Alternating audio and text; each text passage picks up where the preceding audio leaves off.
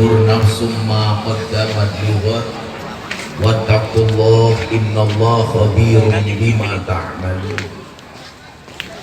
Allahumma salli wa sallim wa barik ala hadan nabiyil karim sayyidina wa maulana Muhammadin sayyidina wa maulana Muhammadin sayyidina wa maulana Muhammadin wa ala alihi wa ashabil mujahidin at-tahirin, amma ba'du. Hadratal muhtaram, para masyayikh, para kiai, para habaib, jajaran Tanfidiyah dan Suriah PCNU Kota Bekasi, tokoh agama, tokoh masyarakat yang sangat-sangat saya muliakan, para pejabat yang berkenan hadir dalam semua tingkatannya yang saya hormati, segenap panitia pengajian Lailatul Ijtima' PCNU yang saya cintai, sahabat Ansor Banser, dan juga ada pemuda Pancasila yang saya banggakan, Bapak Ibu kaum muslimin wal muslimat Bantar Gebang rahimakumullah. Beli bawang, peluru merica, Gus Miftah datang ke Bantar Gebang dengan membawa cinta. Makan pisang, minumnya susu. Hai orang Bantar Gebang, I love you.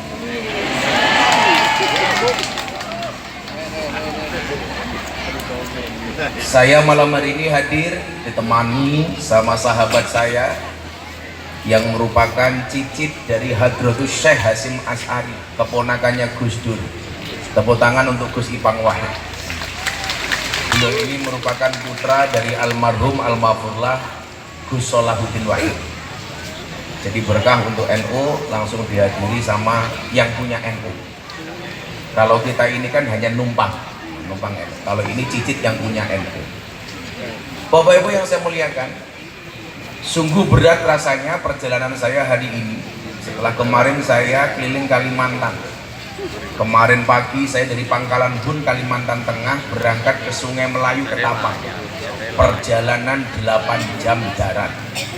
Apa perbedaan Jakarta dengan Kalimantan? Kalau di Kalimantan banyak jalan berlubang, sementara kalau di Jakarta banyak lubang berjalan. Bisa aja ternyata di Bekasi juga banyak jalan berlubang, terutama di daerah-daerah Harapan.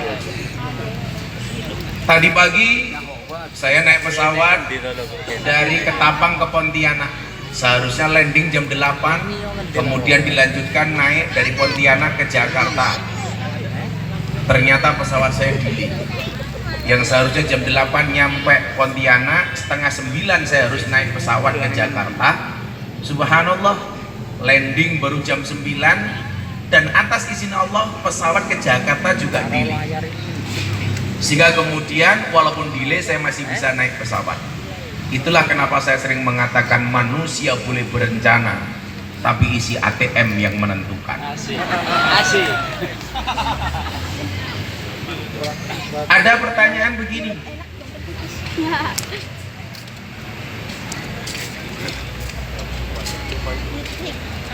Kok yorakat mau ki ngopo?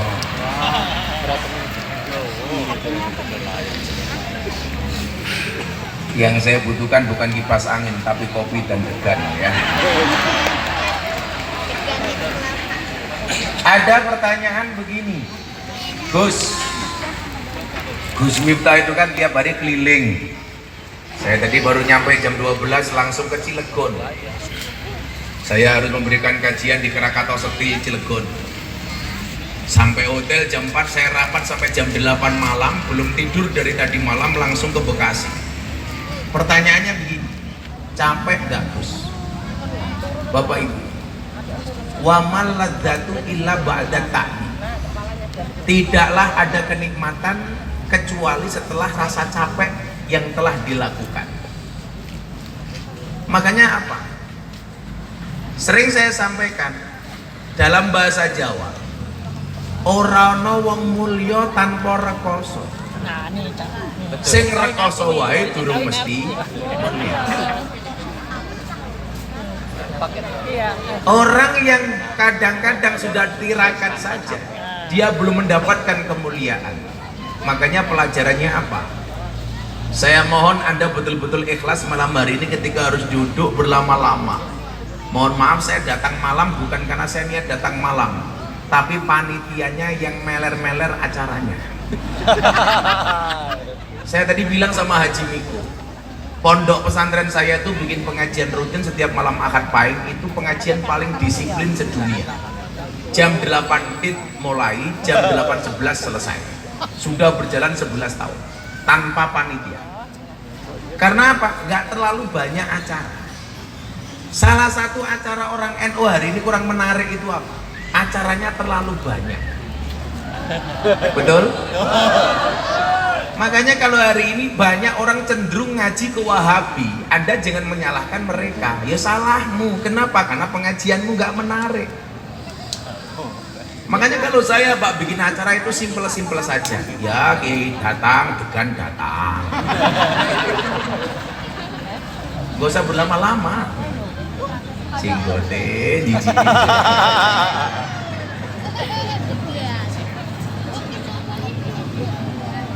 Gus Ipang cariin kopi dong, pakai sianida ya. Jadi saya selalu bilang begini, Pak.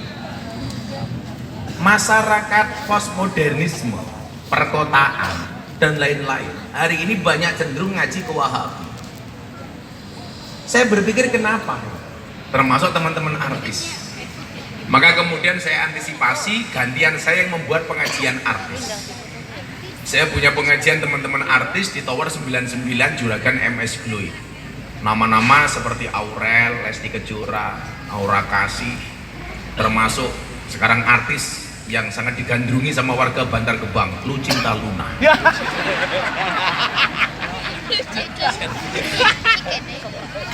Kalau di Jogja namanya Laura, lanang ora wedok ora.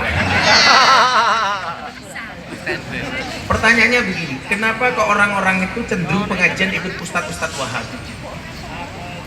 Karena kajian mereka itu cenderung menyederhanakan masalah. Nah, kajian kita ini justru memperbanyak masalah. Contoh begini, saya itu paling gak nyaman kalau pengajian semua orang disuruh sambutan. Jamaah itu hadir tidak untuk nonton parade sambutan. Nah, persoalannya adalah kelemahan kiai-kiai orang NU itu. Oh, saya NU Bang. Begitu lihat banyak orang cangkeme gatel, kabeh pengen ngomong. Sementara saya sudah mulai mengurangi ngomong. Maka coba ayo kita disiplin waktu. Kita buat pengajian ini menarik. Waktunya gak usah terlalu malam. Tempat saya Pak jam 8 tit mulai. Jam 8 tuh jamaah yang hadir minimal sudah 5.000. Sehingga jam 9 ketika saya naik panggung jamaah udah 10.000 lebih. Karena kedisiplinan. Nah, kembali ke tema awal tadi. Apa gak capek? Orang wong rekoso tanpa mulya. Orang wong mulya tanpa rekoso. Sing rekoso wae mesti mulya. Makanya Anda yang malam hari ini duduk di sini, momentum hijrah ini dengan segala bentuk. Wong lungguh pengajian lah macam-macam, ono sing silo, tahiyat akhir, sing kebangetan ini dengar PG tungkae selonjor gitu, menjijikan. Orang rumangsan itu tungkae meletek-meletek gitu. Nggak ngerti Gus. Dengan segala kondisi yang ada, saya pengen malam hari ini Anda betul-betul menikmatinya dengan cara yang ikhlas, se-enjoy mungkin.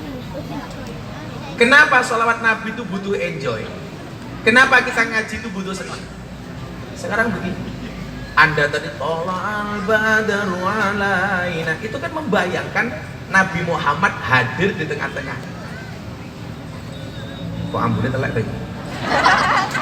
Oh, ambunnya. Jadi sambutlah Nabi Muhammad, hadirnya Nabi itu dengan riang gembira. Bukankah kemudian surga itu gambarannya adalah menyenangkan, neraka itu gambarannya menakutkan. Gambaran menyenangkan itu senyuman, gambaran yang menakutkan itu apa? Cemberut. Ya kan Pak? Surga itu kan menyenangkan, gambarannya penuh dengan senyuman. Neraka itu menakutkan, gambarannya apa? Cemberut. Saya mau tanya sama bapak-bapak, istrimu di rumah banyak senyumnya apa banyak cemberutnya? Cemberut. Kalau istrimu banyak cemberutnya berarti rumah tanggamu kayak surga apa kayak neraka? Ini wong wedok rumohno kupingnya. Makanya Abu Hasan As-Sadili, Thariqah Sadiliyah, beliau mengatakan apa? Kalau kamu punya guru, gurumu nggak bisa membuat kamu tersenyum, tinggalkan. Guru kok buat susah. Nah, sebenarnya ini keunggulan orang NU, Pak. Bahwa kemudian bahasa lisan orang NU itu luar biasa. Makanya rata-rata kiai-kiai NU itu ceramahnya menarik. Sampai kemudian Sekjen Muhammadiyah, Pak Mukti mengatakan apa? Muhammadiyah itu kurang dai lucu. Kenapa? Sepaneng. Ini diakui oleh Muhammadiyah. Tapi lucunya apa? Muktamar NU kemarin di Lampung, justru orang NU ikut-ikutan Muhammadiyah. Belas rano lucu nih. Apa kemudian dalam sejarah kita bisa melihat bagaimana perilaku sahabat yang lucu? Ada nggak ceritanya? Banyak. Yang paling gampang dicontohkan ya sahabat Nuaiman. Nuaiman ini orang lucu, bahkan guyoni sekelas Kanjeng Nabi. Pagi-pagi Nuaiman datang ke dalamnya Kanjeng Nabi bawa penjual makanan. Kanjeng Nabi seneng dong, dipikir mau ditraktir sama Nuaiman. Begitu makan selesai, Nuaiman pergi, penjual makanan belum dibayar. Ditanya sama Nabi, Nuaiman, kok kamu pergi nggak kamu bayar dulu? Apa jawaban Nuaiman? Apa ya pantes, masa hamba kok traktir Kanjeng Nabi? Itu Nuaiman. Nuaiman ini sukanya minum. Tapi apa? Dia hanya berani minum di hadapan Kanjeng Nabi. Alasannya sederhana, supaya langsung dihukum sama Kanjeng Nabi, dihukum cambuk. Ini para sahabat yang lain, ini marah sama Nuaiman, melaknat Nuaiman. Apa kata Nabi Muhammad? Begitu rileksnya Islamnya Kanjeng Nabi. La tal'anuhu fa innahu yuhibbullah wa rasulah. Kamu jangan melaknat Nuaiman. Kenapa? Karena di dalam hatinya mencintai Allah dan mencintai Rasulullah. Pelajarannya apa? Yang pertama, Islamnya Kanjeng Nabi itu relax, enjoy. Sampai orang yang ahli maksiat suka mabuk itu nggak boleh dilaknat. Apakah kelakuan Nuaiman hanya itu? Oh banyak mbak ceritanya. Zaman Utsman, Nuaiman ini masuk ke dalam masjid, ada orang buta. Orang buta ini mencari hamam, toilet, WC. Ketemu sama Nuaiman, dituntun sama Nuaiman tidak ke WC tapi ke mimbar masjid. Apa yang dilakukan? Si buta ini akhirnya kencing di mimbar masjid. Dimarahi sama orang semasjid. Kok kamu kencing di situ? Lah katanya WC kan aku pijak. Siapa tadi yang nganter saya ke sini? Nuaiman. Awas ketemu Nuaiman, gua hajar si Nuaiman. Besoknya ke masjid ketemu Nuaiman. Orang buta nggak tahu kalau yang datang Nuaiman. Nuaiman tanya, kamu nyari siapa? Nyari Nuaiman. Ayo tak anter. Sama Nuaiman diantar kepada Sayyidina Utsman yang sedang sholat sujud. Akhirnya apa? Utsman diinjak-injak sama si buta ini. Begitu bosoknya kelakuan Nuaiman. Tapi dia disayang oleh Kanjeng Nabi. Ini menggambarkan betapa dakwahnya orang NU itu harus relax, enjoy. Maka saya selalu bilang, dai itu afiliasinya dengan Jibril, bukan dengan Israel. Kalau dengan Jibril berarti apa? Merangkul. Kalau Israel memukul. Lah, orang-orang NU itu afiliasinya dengan Jibril. Maka dakwah itu mengajak. Yang namanya mengajak harus menyenangkan dong. Yang asik. Jangan penuh dengan kemarahan. Jangan penuh dengan emosi. Saya bilang sama Mas Ipang, ratusan orang yang masuk Islam melalui saya. Itu wasilahnya apa? YouTube. Makanya Kiai Said memberikan julukan saya wali YouTube. Sekarang malah ada lagi, wali bokong truk. Karena gambar saya lebih banyak daripada gambarnya artis yang dilukis di bokong truk. Sampai yang paling menyedihkan satu, mobil tangki sedot WC. Gambarnya Gus Miftah. Dan dikasih quote-quote-nya Gus Miftah di mobil itu. Silitmu adalah rezeki.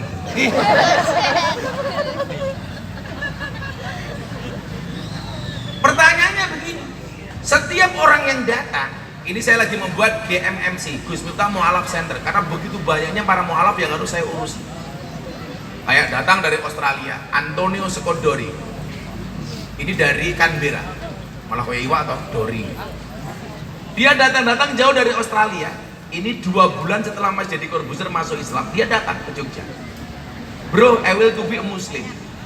Saya pengen jadi orang Islam, tolong tuntun saya masuk Islam. Saya bilang, where do you come from? Canberra, Australia. Saya bilang, di Australia itu kan banyak kiai, banyak ulama. Kenapa Anda jauh-jauh datang dari Canberra ke Jogja hanya pengen ketemu saya masuk Islam? Dia jawab apa? Karena bagi saya Islam you itu menarik. Your Islam is enjoy, relax, and happy. Agama Anda itu menyenangkan. Saya masuk Islam, saya nggak tahu Islam itu apa. Tapi karena saya melihat cara Anda membawakan Islam itu asik. Makanya saya bilang sama Deddy Corbuzier itu kan seorang yang mampu menumbuhkan motivasi untuk orang lain, tapi tidak mampu menumbuhkan rambut untuk dirinya sendiri. Saya bilang apa sama Deddy? Bro, ingat-ingat kata-kata gua. Orang non-Islam itu tidak membaca Quran. Orang non-Islam itu tidak membaca hadismu. Tetapi orang non-Islam itu membaca akhlak dan perbuatan. Artinya apa? Kalau kamu pengen menunjukkan Islam itu asik, ya akhlakmu harus asik. Maka Bapak Ibu, pertanyaannya adalah, dari semua ustadz dan kiai yang dikenal Deddy, kenapa yang dipilih untuk mengislamkan saya? Padahal saya tolak. Seminggu sebelum dia masuk Islam, dia telepon saya, Gus, I will to be a Muslim. Saya pengen jadi orang Islam, tolong saya dituntun. Gak usah, saya bilang. Dia kaget. Orang lain ngajak gua masuk Islam, kenapa lu nolak? Lu gak usah masuk Islam. Kenapa? Jadi orang Islam tuh berat, Ferguson, berat. Cukup aku saja. Kamu gak akan kuat, Ferguson. Akhirnya dia bilang apa? Pokoknya gua pengen masuk Islam. Saya bilang, kan gini bro, temen lu Islam kan banyak. Ya sudahlah, kamu masuk Islam sama orang lain. Kamu pengen di Istiqlal, saya teleponkan Profesor Nasaruddin. Kamu pengen siapa, saya rekomendasikan. Dia bilang apa? Gus Miftah kan pernah bilang sama saya, wajah Islam saya besok itu seperti apa? Tergantung pintu masuknya. Jauh hari Pak saya bilang, Dad, kalau you pengen masuk Islam, ingat-ingat kata saya, besok wajah Islam itu seperti apa? Tergantung pintu masuknya. Kalau pintu masuknya keras, maka Islammu akan penuh dengan kekerasan. Kalau pintu masuknya suka marah-marah, Islammu akan penuh dengan kemarahan. Tapi kalau pintu masuknya ramah, maka Islammu wujudnya akan ramah dan menyenangkan. Dedi bilang apa? Kalau saya harus masuk Islam melalui pintu yang ramah, this is you, not others. Saya harus melalui kamu, bukan yang lain. Kenapa saya tanya? Islamnya Gus Miftah itu asik. Mau ngaji di kampus diterima, sama akademisi diterima, masyarakat umum diterima, klub malam diterima, sama lokalisasi diterima, sama LC diterima, sama lonte diterima, kan asik. Artinya apa? Ini bukan masalah faktor alim atau tidak alim. Kalau ngomong alim, mesti dibandingkan kiai NU yang lain, Miftah paling tidak alim. Tapi almarhum al-maflam Mbah Yai Dimyati Rois, Allah yarham, beliau mengatakan apa? Sama tamu-tamu beliau, Miftah itu qalilum minal yakin khairum min kasirin minal ilmi wal amal. Mungkin yang dimilikinya hanya sedikit, tapi hasilnya maksimal. Sementara hari ini banyak orang kiai yang punyanya banyak, tapi hasilnya tidak maksimal. Punya aku cilik le, tapi efektif. Namu gede, tapi ada fungsi ini. Ayo ibu pilih mana? Kecil tapi efektif atau besar gak ada fungsinya? Kecil. Cangkemnya besar efektif. Sehingga kemudian apa? Dakwah NU hari ini harus dikemas menyenangkan. Kan kita tahu sejarahnya Lailatul Ijtima itu seperti apa. Wosok soalnya gitu.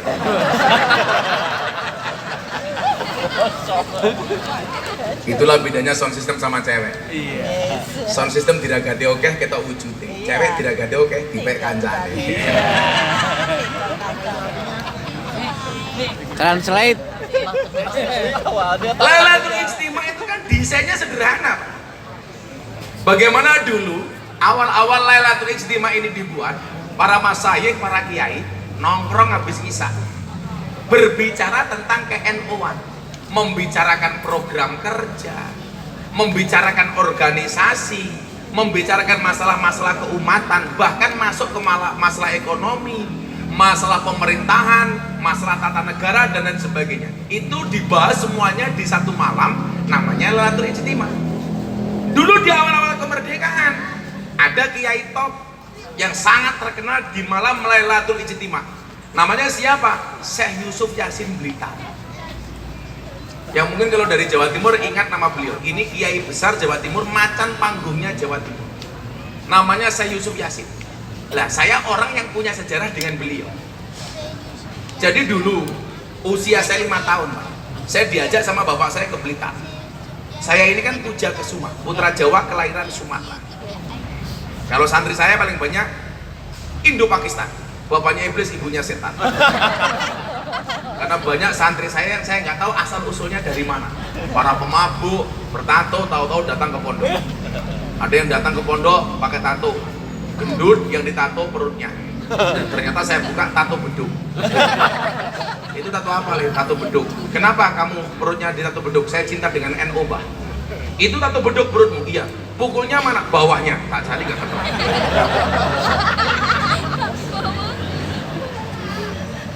Banter kok cuwilik tadi.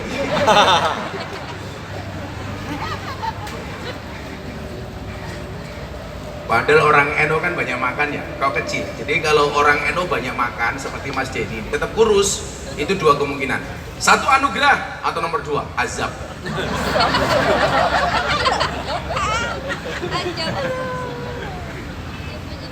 Tapi nggak apa-apa deh. Saya lebih seneng banter badannya kecil daripada gemuk. Kayak iman, sih medeni ya. Jadi Mbah Yasin ini dulu, Pak. Ini macan panggungnya Jawa Timur. Kenapa? Karena dakwah beliau itu menyenangkan. Nah, setelah saya ketemu Mbah Dim ditanya sama jamaah, Mbah Dim kok seneng banget kali Gus Miftah niku napa? Jadi Mbah Dim niku Pak nyuwun sewu kanca-kanca ini kula kandhani. Hampir kula yaum beliau nonton YouTube-nya Gus Miftah. Mbah Dim. Sampai beliau sakit itu sembuhnya karena saya sowan ke sana. Ibu bilang, Umi, Gus, mbok jenengan tindak mriki, Abah sakit. Siapa tahu jenengan kesini Abah sembuh. Ya kenapa, Mi? Abah itu tiap hari nonton YouTube-nya Gus Miftah. Siapa tahu Gus Miftah datang sembuh. Betul Bapak Ibu. 1,5 tahun yang lalu beliau sakit 14 hari nggak keluar kamar. Saya datang langsung sembuh. Sampai luar biasanya apa? Kata Gus Alam itu. Kalau nonton YouTube saya kemudian diganti channelnya Gus Bahak, Mbah Dim bilang apa? Ojo diganti lah kaya Gus Bahak, aku wis iso. Lah sing iso malah ra iso itu. Artinya apa? Lah Mbah Dim mau begini sama saya. Sama jamaah. Kenapa kok saya suka dengan Gus Miftah? Beliau bilang. Alasannya sederhana. Kalau dulu di awal kemerdekaan yang mampu mengumpulkan orang ribuan orang di lapangan di alun-alun itu namanya Syekh Yusuf untuk menghidupkan Lailatul Ijtima. Lah sekarang kata Batin di Indonesia yang ikut membantu menghidupkan Lailatul Ijtima pengajian puluhan ribu orang sampai ke Kalimantan, sampai ke Sumatera, ke Sulawesi itu Gus Miftah. Maka Batin bilangnya apa? Jangan hanya melihat kekurangan seseorang. Masalah alim tidak alim itu kan relatif, Pak. Untuk pilihannya kita jelas kok, kun aliman, au muta'aliman, au mustamian, au muhibban, walatakun khomisan. Kalau persoalan seorang alim atau tidak itu kan relatif. Sama lah dengan cantik. Cantik itu kan relatif, tapi filter alternatif.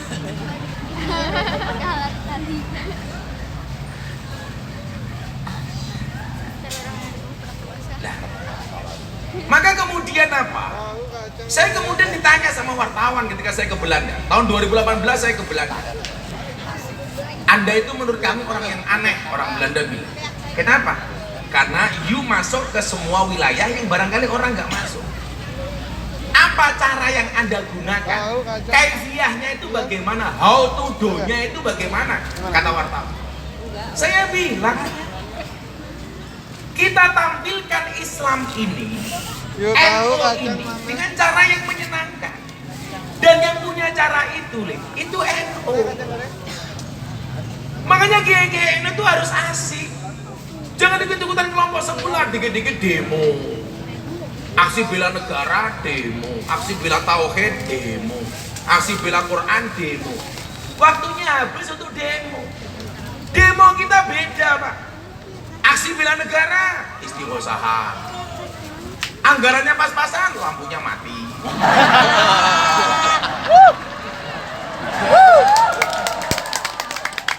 Dirasani hidup kembali. Kere.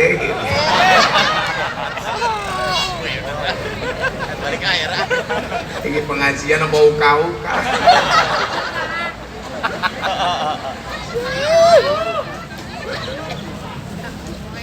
Sallu ala Nabi Muhammad. Kalau kemudian kita sering baca bahwa perkara yang disukai oleh Allah itu apa? Khairul umuri awsatuha. Tentunya ini terkait dengan firman Allah dalam Al-Baqarah, wa kadzalika ja'alnakum ummatan wasatan. Bahwa beragama dan bernegara yang terbaik itu adalah dengan cara wasatiyah. Kalau wasatiyah ini bahasanya Gus Ipang ini apa? Moderat. Tidak cenderung ke kiri-kirian atau ke kanan-kananan. Tapi posisi kita di mana? Wasatiyah, tengah-tengah. Contoh, dalam masalah bernegara umpamanya, di mana posisi Nahdlatul Ulama? Di tengah-tengah. Makanya kenapa kemudian kita mengenal istilah tawasud, tawazun, tasamu. Tawasud wasatiyah. Di dalam bernegara, yang namanya wasatiyah itu apa? Pemerintah baik didukung. Pemerintah salah, ya diingatkan, tapi dengan cara yang baik.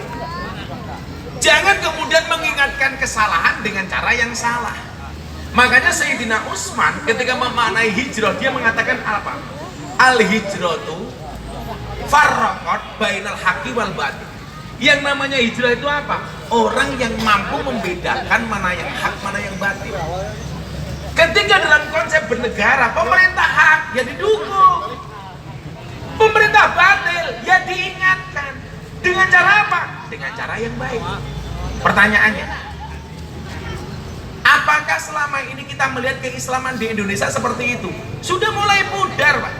Apalagi kalau sudah benci, seburuk sebaik apapun tetap salah. Makanya kalau dalam bahasa mahfudzah itu apa? Wa ainur ridho an kulli aibin khalilatin wa ainus sukti an kulli khairin tubdil masawiyah. Seseorang itu kalau sudah cinta, seburuk apapun akan kelihatan indah. Tapi kalau sudah benci, benar kayak apapun tetap salah. Kayak perempuan lah. Perempuan itu kalau disakiti nggak pernah lupa, kalau menyakiti nggak pernah ingat. Itulah perempuan. Wong iki teko iki. Yo melu guyu. Jilbabe pink. Yang jilbabnya hijau insya Allah lebih parah.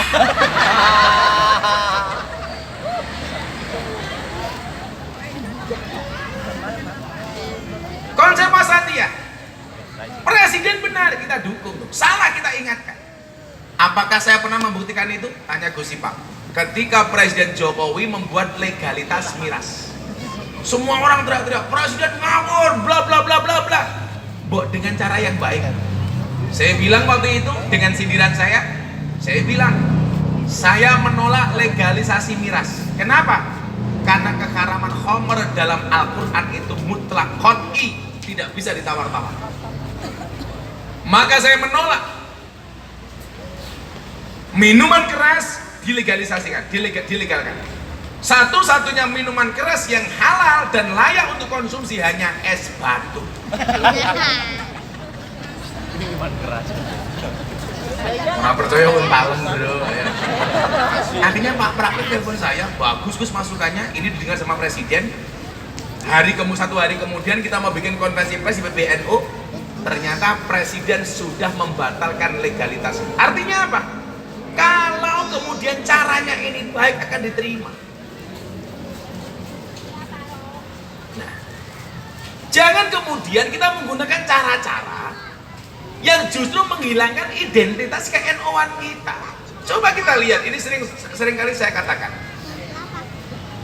Satu ketika Khalifah Harun Ar-Rasyid itu didatangi sama ulama yang agak keras. Jadi nyuwun sewu Pak, kalau ada ulama yang mulutnya keras itu sudah sejak zaman dulu. Kayak ulama-ulama sekarang umpamanya. Ya ada saja itu. Harun Ar-Rasyid pernah. Ulamanya bilang, "Hei Harun Ar-Rasyid, ini nasihun lak. Saya akan menasihati Anda. Famusaddidun alaika, tapi sorry, nasihat saya agak keras. Fala tajidata fi nafsika alayya say'an. Tolong Anda jangan marah dengan saya." Apa jawaban Harun Ar-Rasyid? Pak ulama, Innallaha ta'ala, sesungguhnya Allah qad arsala man huwa khairum minka, pernah mengutus orang yang lebih hebat dibandingkan Anda. Yang dimaksud siapa Pak? Harun dan Musa. Ilaman huwa sarumini, kepada orang yang lebih jelek dibandingkan saya. Maksudnya Harun Ar-Rasyid siapa? Fir'aun. Apa kata Allah kepada Harun dan Musa untuk memberikan nasihat kepada Fir'aun? Faqula lahu qawlan layyina. Harun, Musa, kalau kamu memberikan nasihat kepada Fir'aun, gunakanlah bahasa yang lembut dan halus. Ini kelasnya Fir'aun, gak boleh dimaki-maki sama Allah. Memerintahkan kepada Musa dan Harun untuk ngomong yang lembut. Pertanyaan saya adalah, sebenci-bencinya kamu dengan Pak Jokowi, dengan Pak Kiai Ma'ruf, apakah Pak Jokowi sama Pak Kiai Ma'ruf itu lebih hina dibandingkan Fir'aun? Sehingga kita mencaci maki Pak Jokowi, mencaci maki Pak Kiai Ma'ruf. Apakah mereka lebih hina dibandingkan Fir'aun? Sehingga kemudian wajahnya Pak Jokowi dilukis macam-macam, akhirnya dilaporkan polisi. Tersangka Roy Suryo. Sorry, saya bukan kapasitas belani presiden. Tapi wasatiyah mengajarkan kepada kita, kulil haq walau kana murran. Kalau presiden benar ya kita dukung, Pak. Salah ya dikritik dengan cara yang baik. Saya biasa ngasih kritik. Cuman kalau ngasih kritik ya pakai ilmu. Kalau nggak tahu, mendingan diam. Sekarang urusan TNI Polri, ada TNI bunuh istrinya gara-gara gendaan, gara-gara demenan punya pacar baru. Ada polisi tembak-tembakan gara-gara perempuan. Itulah Pak, di mana-mana ujung pangkal masalah mesti perempuan. Piye to ki? Ame dikeduh.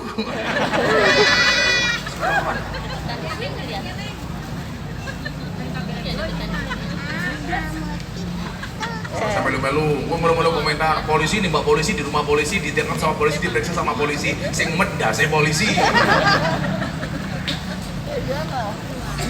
Kayak saya kemarin di Surabaya masuk toilet keliru, masuk toiletnya perempuan. Diingatkan sama ibu-ibu, Gus mohon maaf, ini toilet untuk perempuan. Kenapa Gus nak masuk? Saya juga bilang ini juga untuk perempuan.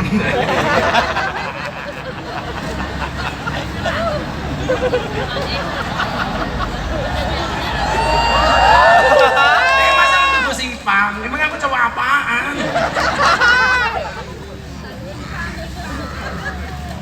Iya kamu janda ya?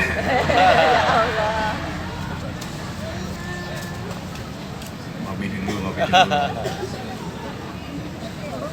Adem, sangit.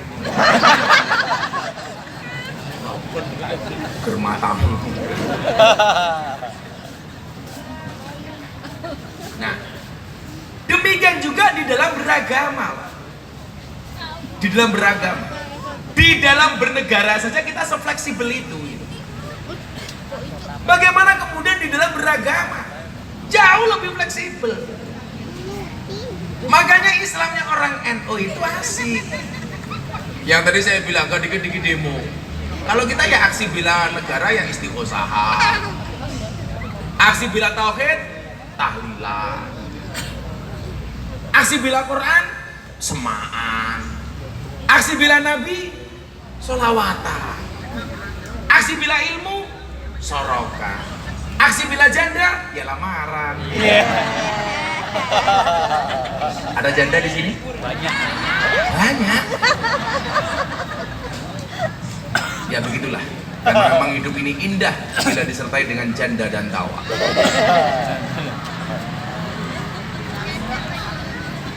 Canda bukan janda. Nih Caca Hadro ini, kalau kamu jomblo nikah dengan janda saja. Kalau kamu nikah dengan janda tidak ada malam pertama, adanya malam terusan. Wis tahu. Bu janda-janda tua jangan naksir saya Bu ya. Cangkeme kada luas. Sekarang nggak ada istilah susu kadaluarsa Mas, adanya susu fragmentasi. Jadi kayak Yakul. Nah, maka apa? Tugas Nahdlatul Ulama itu adalah minimal dua hal. Tugas NU. Yang pertama, apa? Tugas bernegara dan tugas beragama.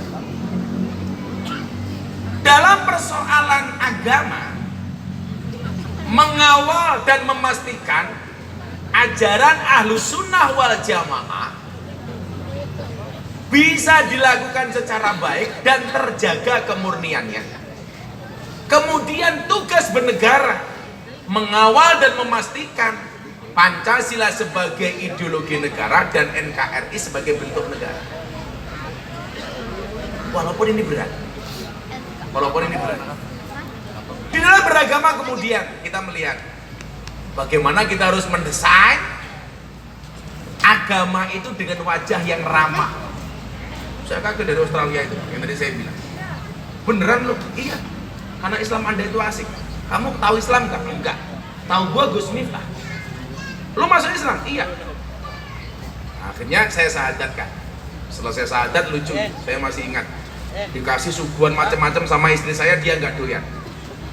Akhirnya istri saya jengkel, masak sayur bung. Begitu disuguh sayur bung malah cangkemnya doyan. Iki sone ngangung-ngangung nih ngopo toh gitu. Kita tukang sone. Bosok. Mana tukang sone? Oh ning kana. Maka kalau pengajian cewek. Yo ora cewek. Sanggune kurang. Oh, anggarannya pas-pasan.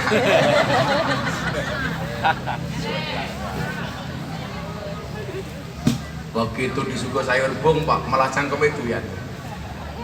Saya kemarin cerita sama si Pak. Saya ditanya, what is this? Ini apa? Saya kan bingung. Bongi bahasa Inggrisnya apa? Akhirnya saya jawab, this is a bong. Dia tanya lagi, what is the meaning of bong? Bong itu apa? Akhirnya saya jawab, bong is the young bamboo. Bong adalah bambu muda. Dia teriak, amazing, dahsyat. Kenapa Mister? Bambu muda saja enaknya kayak gini, apalagi yang tua. Berakal kita cak. Nah, bagaimana kita menampilkan Islam yang ramah? Ayo selamatan di sini. Kurang tulanan HP wae. HP ini cross yang gaya. Kok rame cross ya Pak? Apa? Kacamatanya copot. Aku copot kacamata, janda pingsan tau. Ayo selamatan di sini. Sallu ala Nabi Muhammad. Ibu-ibu minta lagu apa? Joko Tingkir. Joko Tingkir ngombe dawet. Sing tak pikir mung nganggo cawet. Nyekel kopling kleru rating raiso nyanding mergo kalah glowing. Bantar Gebang kaline butek iki sayang matane banter banget licek iso ngendang ra iso nyuling iso nyawang ra iso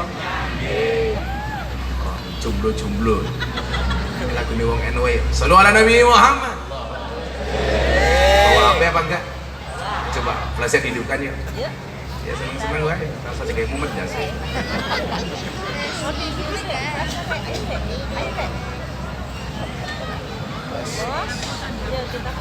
yuk ketua panitianya pateni yuk lampu ketua panitia ya semuanya diangkat HP-nya anak-anak hadro siap besok saya masuk surga dikawal sama anak-anak hadro tapi ya itu ning surga aku kelon kama bidadari kamu hadroan toh iki malah dolanan lampu ngopo ya semuanya diangkat yang tinggi yuk kita buat Bantar Gebang bersinar bukan Bantar Gebang bersampah bersinar semuanya diangkat anak hadro ngikuti ya sana mana sana Pak? Sana arah mana? Sana mana? Nanti HP-nya digoyangkan ke arah ngetan dulu ya. Shallu ala Nabi Muhammad. Sholli wa sallim daiman ala madha sholli. Ini kok hadronya males toh? Wal ali wal ashabi bassnya hadro gak kedengaran wal ali wal ashabi bareng-bareng sholli wa sallim iman sholli wa sallim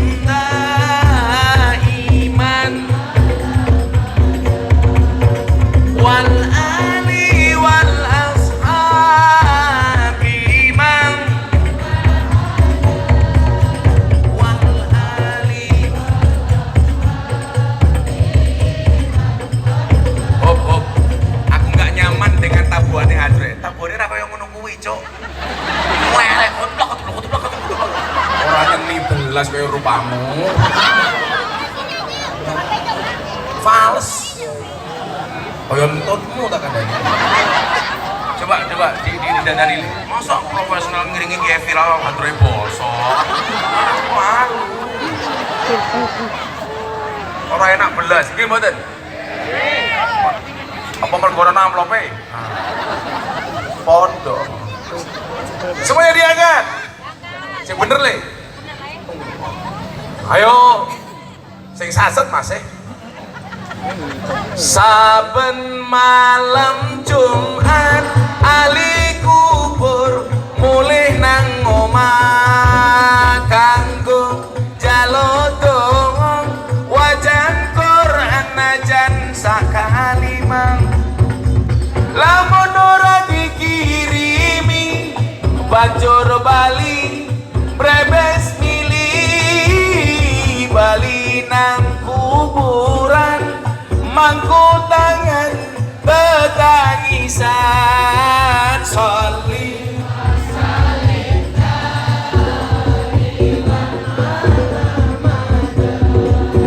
sholli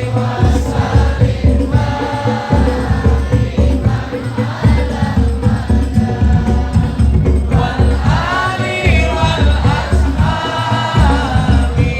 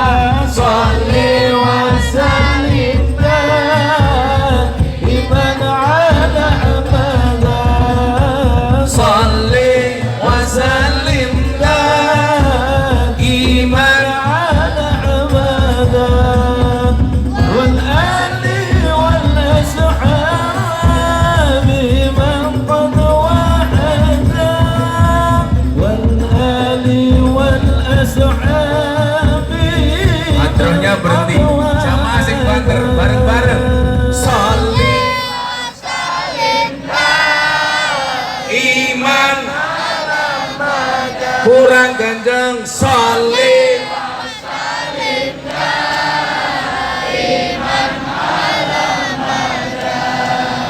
wal ali wal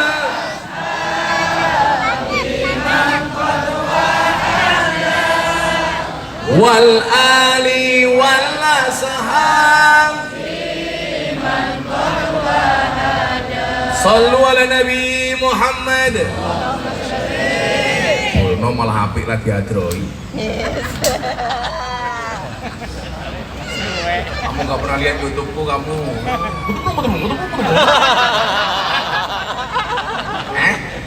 Sambatan.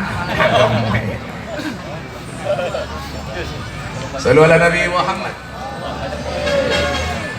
Maka Bapak Ibu yang saya muliakan, ya, menjaga tradisi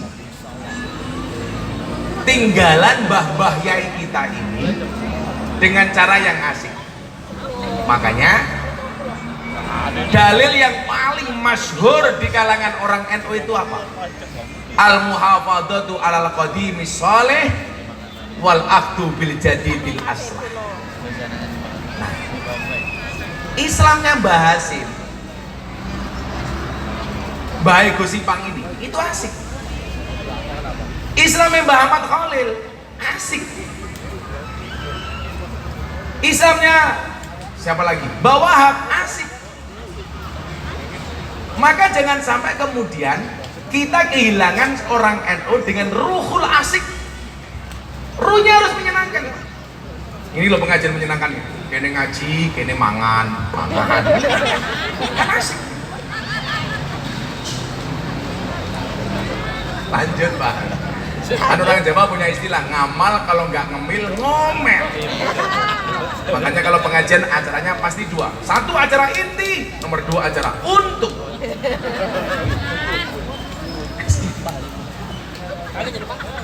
Mas duduk aja nggak apa-apa ya. Caca bandar lu bayar apa apa nyantai wae. Orang anak FPI kok nih santai wae.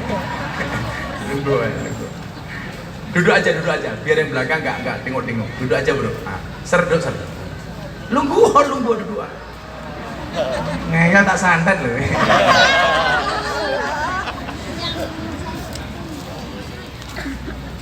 NU itu yang paling ikhlas siapa? Banser. Bener. Wah kan kayak itu apa Bapak Fatayat? Saya tahu, saya membedakan Fatayat sama Muslimat gak perlu lihat seragamnya. Cukup dari baunya. Fatayat baunya parfum, Muslimat ya balsem, skincare. Paling pol ya Muslimat abune ya bantar gebang. Ibu-ibu Muslimat I love you full. Nah, al-muhafadzatu 'alal qadimis sholih, menjaga tradisi-tradisi yang baik walaupun itu sifatnya qadim, dengan mengadopsi cara yang lebih baik tanpa meninggalkan tradisi qadim. Contoh begini, apa yang kemudian hari ini saya tampilkan, orang yang nulis saya itu kan dari skripsi sampai disertasi semuanya ada. Skripsi, tesis, disertasi. Bagaimana kemudian mereka nulis tentang saya, tentang miftahnya, tentang metodologi dakwahnya dan lain sebagainya. Walaupun saya pernah protes sama Jawa Post Group, karena waktu itu mereka membuat judul headline di koran, judulnya adalah dulu Gusmi, sekarang Gus Miftah. Saya protes. Protes saya di mana? Gusmi itu wali. Yang namanya wali itu caranya nggak bisa ditiru Pak, karena sifatnya given, pemberian Allah. Artinya apa? One and only, hanya satu-satunya. Sementara yang saya lakukan itu bisa direplikasi, bisa diamplifikasi, bisa dibesarkan, bisa dicontoh, bisa diduplikasi. Asalkan satu berani, dua punya kemampuan, tiga orang ngajengan, itu pasti bisa.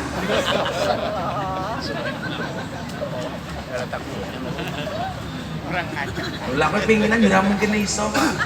Engko lak kiai-kiai Bantar Gebang tak ajak ngaji umpamane ning Alexis, bah. Mau masuk, enggak mau keluar. Karena terlalu menyenangkan, Pak itu. Makanya saya harus membentengi mata saya dengan kacamata hitam. bukan untuk menjaga pandangan supaya kalau ngelirik nggak kelihatan.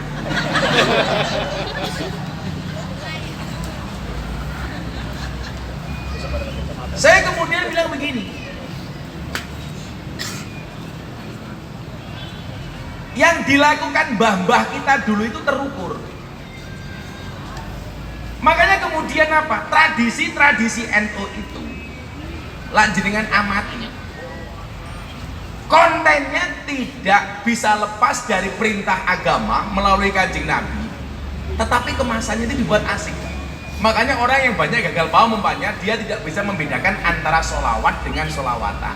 Makanya pihak sebelah mengatakan apa? Solawat boleh, solawatan tidak boleh. Yasin boleh, yasinan tidak boleh.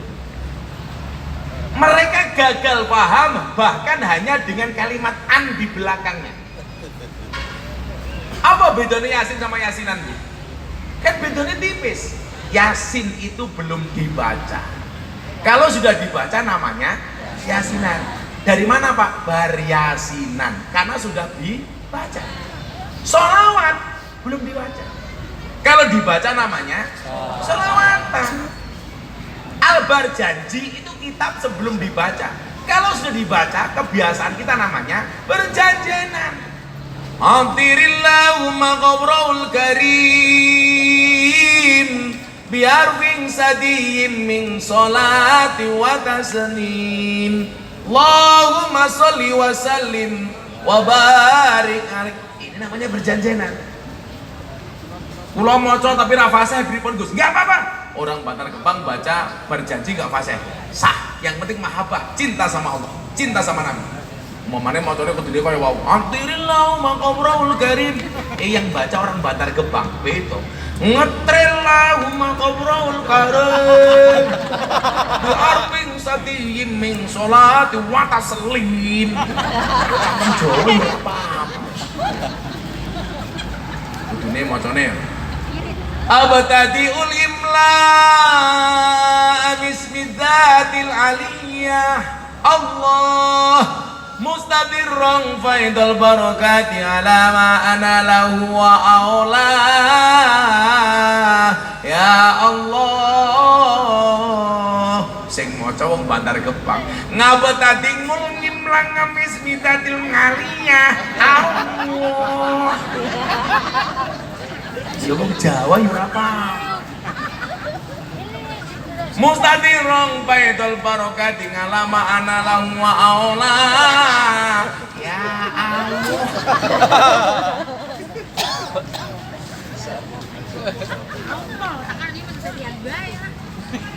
Cara yang asik ini dicontohkan sama kiai-kiai kita. Makanya yang paling dekat umpamane kaya Gus Dur. Wih, Islamnya asik, Pak. Saya sekian banyak yang kemudian saya contohkan apa namanya.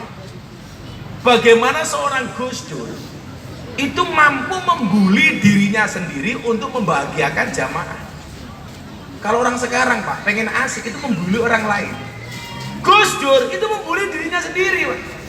Gus Dur ditanya, Gus, kenapa sih kalau Anda ceramah selalu membuka ceramah Anda dengan Assalamualaikum? Apakah karena Anda orang Islam yang taat? Oh enggak. Saya kalau ceramah, kenapa saya mulai dengan Assalamualaikum? Karena saya pengen tahu ada yang datang apa enggak. Waalaikumsalam. Oh, ono sing teko. Kok meneng? Ora ono sing teko. Karena apa? Tolak ukurnya telinga bukan mata. Tapi Anda jangan menghina Gus Dur. Gus Dur itu orang yang matanya tidak bisa melihat tapi hatinya terang.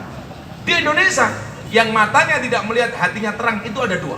Satu, Gus Dur. Nomor dua, si buta dari buahan. Awak mengerti sing digendong si buta kae sapa? Kuwi wong ngene ngono. Tukang syuting deh. Pikir munyuk le.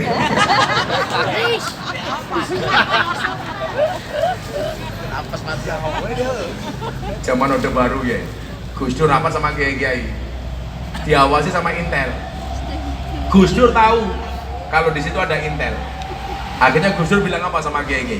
Para kiai, tolong mulai sekarang ngomongnya pakai bahasa Arab saja. Takallum bil lughatil arabiyyah. Akhirnya sama kiai ini ngomongnya bahasa Arab. Intelnya kan memedasi. Akhirnya dia pulang, ditanya sama komandannya, hei Intel, apa tadi hasil rapat Gus Dur dan para kiai? Aman komandan, Gus Dur dan para kiai hanya saling mendoakan.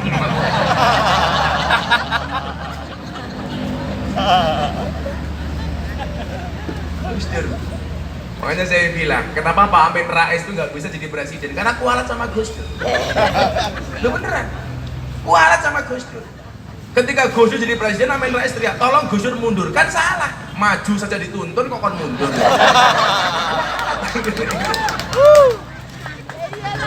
Dan Gus Dur bilang, kalau menurut ramalan Joyoboyo, presiden Indonesia itu kan belakangnya harus O. Coba Soekarno, Soeharto, Susilo Bambang Yudhoyono, Joko Widodo. Lah Pak Amin Rais, kalau namanya dikasih O kan jadi nggak asik. Amin Raiso.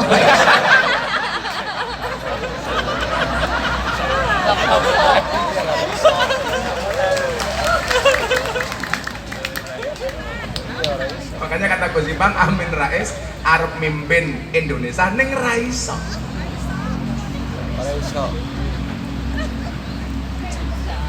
Amin Raiso. Besok viral diunek ke wong akeh. Pasti. Kalau takon sapa tanggung jawab? PCN Kota Bekasi. Sapa sing ngongkon? Miko. Nah. Ini gitu Pak.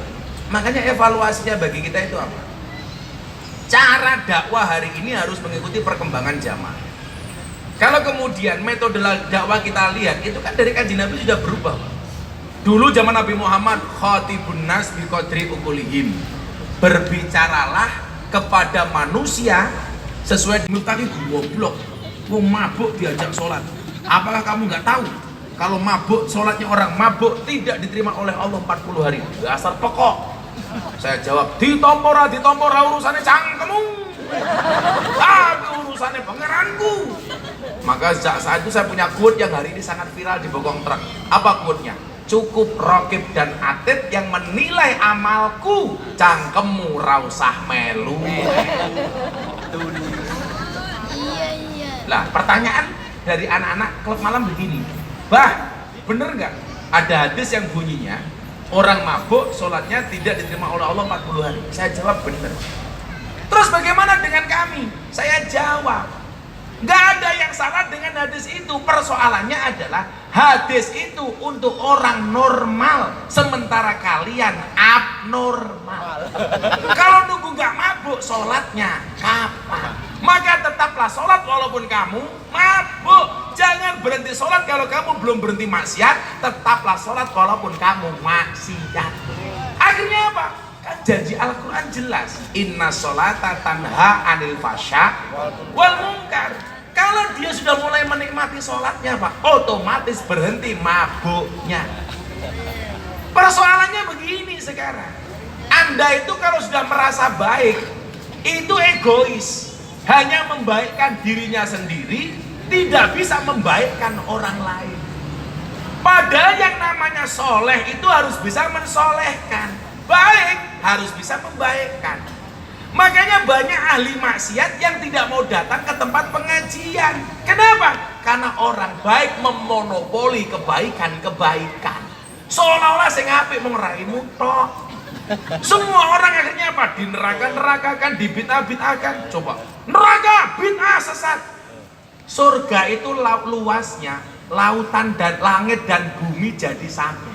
Kalau semua orang kamu neraka-nerakakan, pertanyaannya, jangan-jangan yang masuk surga cuma 3 orang toh. Kowe bapakmu, anakmu. Arep mau ental dhewe.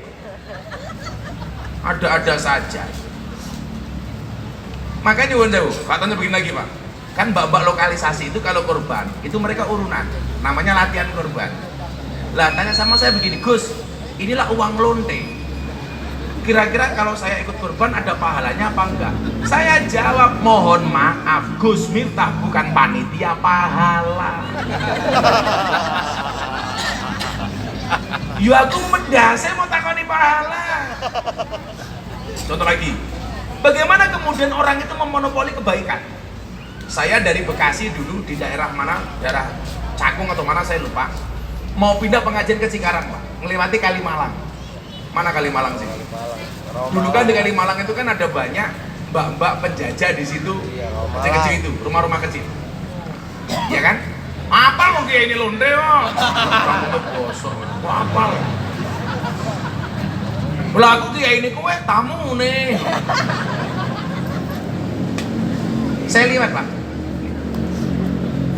betapa kemudian keindahan Islam kita tampilkan dengan cara yang sederhana. Begitu saya lihat, mbak-mbak lokalisasi itu lihat saya buka kaca mobil, mereka ternyata lihat, langsung teriak, Gus, mampir! Pertanyaannya adalah, Gus Miftah mampir apa enggak? Mampir bro, padahal begitu saya datang, saya tanya, malam ini yang kerja berapa orang? 100 orang Kiai. Rata-rata per malam Anda paling dapat minimal uang saku berapa? 200.000. 200.000? Iya, sekali main. Oke, wirungono ya. Londe sing paling murah 200.000. Mosok pemilihan legislatif 5 tahun mung diamplopi 50.000 mau sompo. Mosok suara rakyat kalah karo suara londe. Loh, bener apa enggak? Paling murah saja merong atau sewu 5 tahun suaramu 50.000. Kalah karo lonte. Akhirnya saya bilang apa Ge? Mohon maaf Mbak, mau nggak malam hari ini semuanya saya bayar 200.000. Tapi catatannya satu yang saya minta. Setelah saya bayar, malam ini tutup, nggak ada satupun yang bekerja. Nggak ada lagi malam ini yang jualan kroto. Apa itu kroto? Makan manuk. Betul. Mana ya sobat? Ya mana? Makanya nanti malam ibu pulang ketemu suaminya, bilang sama suaminya, Pak, apakah malam hari ini bapak pengen makan kroto?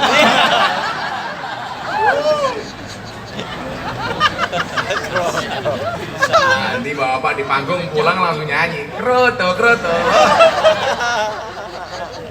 Ngomong kroto ngelak. Saya ceramai 15 menit Kiai. Janji malam ini tutup, gak ada yang kerja, oke. Tutup Pak, malam itu. Saya masuk mobil, saya menggambarkan bagaimana orang baik itu sukanya memonopoli kebaikan. Begitu saya masuk mobil, Kiai yang jemput saya ini bilang apa? Gus mubadir. Kok mubadir? Malam hari ini mereka tutup, toh besok malam mereka bekerja lagi. Mubadir Gus. Saya marah sama Kiai. Pak Kiai nyuwun saya. Dari mana Anda mengatakan mubadir? Orang berhenti maksiat 1 detik saja itu prestasi Pak. Ini bisa berhenti semalam, Anda katakan mubadir. Ini yang saya katakan apa? Orang baik itu egois. Padahal semangat hijrahnya Kanjeng Nabi itu kan semangat membaikkan orang lain. Karena dakwah itu kan fungsinya apa? Ila sabili rabbik, itu kan tujuan akhirnya ya membaikkan. Makanya karena kebaikan-kebaikan Nabi Muhammad tidak diterima di Mekah, makanya kemudian pindah tempat, membaikkan manusia dengan menjadikan Madinah sebagai pusat kebaikan. Makanya Madinah itu madani. Madani itu artinya apa Pak? Membaikkan dan menyenangkan. Makanya pindahnya ke sana. Nah, yang sabar model kayak saya itu jarang. Makanya adik-adik saya bilang anak-anak, potensi kalian untuk mengambil manhaj dakwah sebagai jalan hidup itu besar. Cuman persoalannya adalah ada keberanian apa tidak. Ingat dalilnya. Kulla syai'in idza kasura rahusa illal adaba. Segala sesuatu itu kalau jumlahnya banyak pasti harganya murah. Kecuali apa? Adab. Kalau adab itu semakin banyak semakin mahal. Tapi kalau yang lain semakin banyak semakin murah. Semakin sedikit semakin mahal. Contohnya minyak goreng. Ayo. Karena barangnya nggak ada, mahal. Nah, kiai itu banyak lih. Tapi yang ngurusin londe jarang. Siapa? Gus Miftah. Berarti Gus Miftah kiai Mahal. matane kiai langka kok kiai lonte. Matane.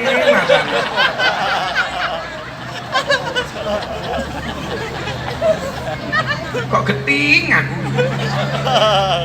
Maksud saya begini loh. Barang itu kalau sedikit namanya barang langka. Kalau langka berarti barang antik. Kalau antik berarti larang. Lah Gus Miftah termasuk barang Antik. langka. Kalau langka berarti antik. Berarti kiai larang kok lonte.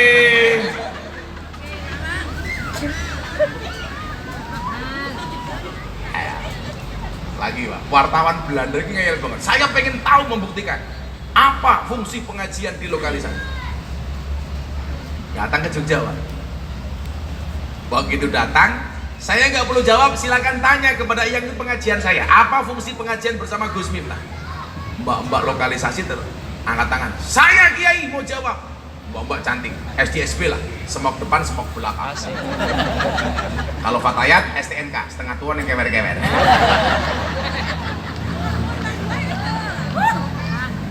Kalau Muslimat, STMM, setengah tua meh modal. Mudah-mudahan ibu-ibu Muslimat panjang umur, amin. Jadi wong sak donya mati, Muslimat urip dhewe, amin. Dia bilang apa? Saya mau cerita Kiai, saya kemarin terima tamu. Terus begitu deal-dealan harga saya masuk kamar. Adzan subuh. Allahu Akbar, Allahu Akbar. Begitu saya melayani tamu saya, adzan subuh berkumandang. Apa yang saya lakukan? Saya bilang sama tamu saya, Om pending dulu ya Om. Emang kenapa Mbak? Gak enak Om, baru adzan subuh masa kelon. Emangnya kenapa? Saya jamaahnya Gus Miftah. Tamunya diam, oke berhenti dulu. Begitu selesai adzan dibayar lunas, tamunya bilang, Mbak, nggak usah dilanjutkan. Emangnya kenapa? Nggak enak, aku juga jamaahnya Gus Miftah.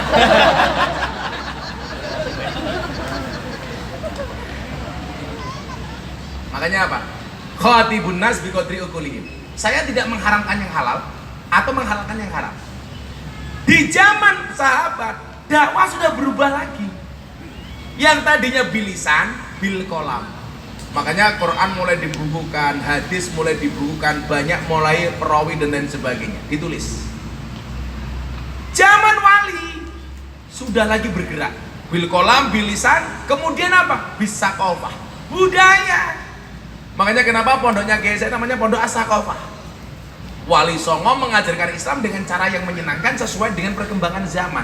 Oh, orang Jawa itu sukanya dengan gamelan, maka dibuat lagu. Makanya kalau Pak Miko bawa Pak lihat masjid-masjid zaman dulu itu desainnya apa Pak? Pasti di pinggir alun-alun.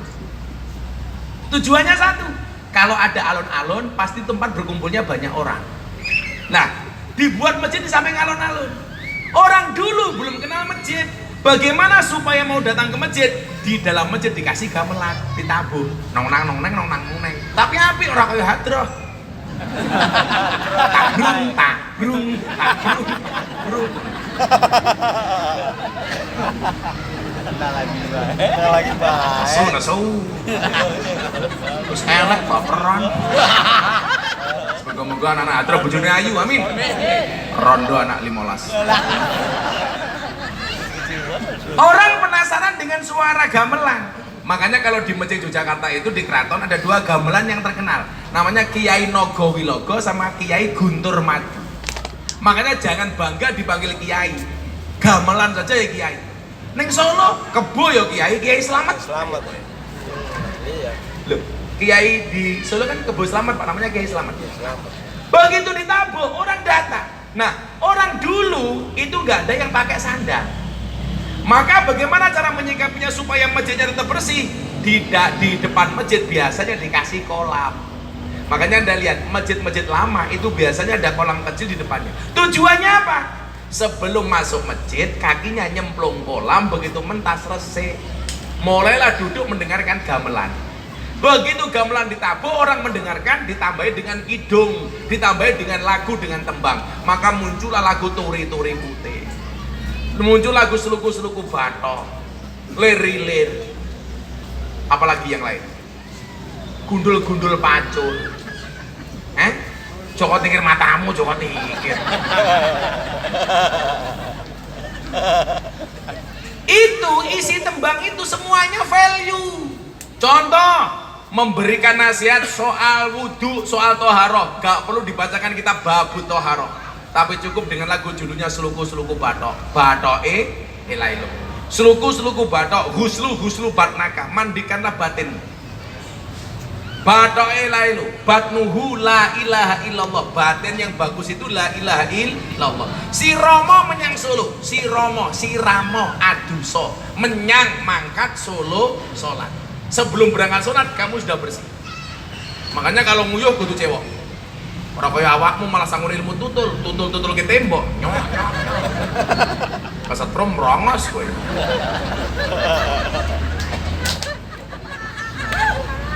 Mau menasihati soal kematian, gak perlu dibacakan ayat. Qul innal mautal ladzi tafirruna minhu fa innahu mulaqikum. Takut. Bagaimana cara Wali Songo? Cukup gawe lagu judulnya Turi Turi Putih. Turi putih ditandur ning kebon agung. Turi ditandur ning kebon agung. Ana cleret tiba nyemplung mbok ira kembange apa? Mbok ira kembange. Njaluk kembang apa? Kembang kantil. Manten anyar tiring bedil. Ana cleret tiba njondil mbok ira kembange apa? Turi-turi putih. Sira kabeh tak tuturi, tak nasihati. Orang itu kalau sudah mati dibungkus kain kafan warnanya wong Bekasi. Kain kafan warnanya putih hukumnya wajib apa sunnah? Wajib, sunnah. Jadi kalau Anda mati pengen kain kafan warnanya pink, nggak apa-apa. Paling malaikatnya bengok, wow jomblo. Kayak bapak, aku pengen kain kafan warnanya ungu, nggak masalah, janda. Tapi kalau bapak NO, saya pengen Gus besok mati kain kafan warnanya hijau, nggak apa-apa. Malah berpotensi tidak ditanya sama malaikat munkar nakir. Soalnya apa? Dikira lontong. Lontong cocok. Ditandur itu artinya dikubur. Kebon agung itu artinya kuburan. Jadi orang Jawa itu Pak kalau nyebut kuburan biasanya kebon agung. Nah, apa ada dalilnya? Orang, mohon maaf, nyuwun sewu, supaya tahu ini kuburan biasanya dikasih apa? Dikasih patok. Lah patok itu coro bahasa Jawa nih tenger. Ngerti tenger ya? Tenger. Lah kuburan itu patoknya loro. Berarti nopo? Tenger. Itulah kenapa orang anu mendoakan orang mati. Lah pertanyaannya adalah emangnya ada hadis yang menyatakan mau mati tenger-tenger? Tak wacake hadis lararo takono ora mung nyangkem tok. Al-mayyitu fi qabri kal gharik al mughawis yang tadiru da'watan talhaqu min akhihi min aw min abi aw min sadiqin lahu wa idalahi qadhu kanat ahabba ilaihi minad dunya wa ma fiha wa anna hadayal ahya lil amwat ad-du'a wal istighfar. Bohong kalau orang mengatakan NU kalau bikin acara nggak punya dalil. Oh no cah. Mong kowe durung maca. Al-mayyitu mayat itu fi qabrihi di dalam kuburnya kal gharek seperti orang yang terombang-ambing al mughawis yang membutuhkan pertolongan tenger. Yang tadiru dakwatan yang menunggu doa. Doa dari siapa? Talhaquhu min abihi, doa dari bapak ibunya, au min akhihi atau dari saudara-saudaranya, au min sodikin lahu atau dari kanca-kancanya.